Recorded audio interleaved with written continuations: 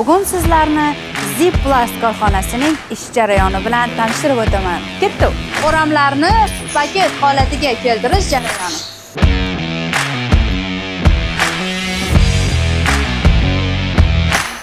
Bizda nafaqat zip paketlar va zip zamoklar ham ishlab chiqariladi. Oq, qora va shaffof sifatli zip zamoklar ishlab chiqaramiz.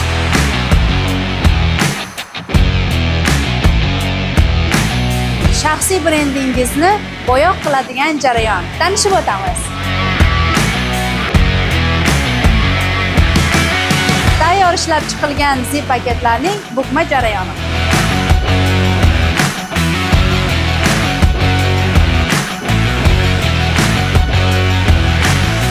Endi esa o'ramlarni paymantlash jarayoni.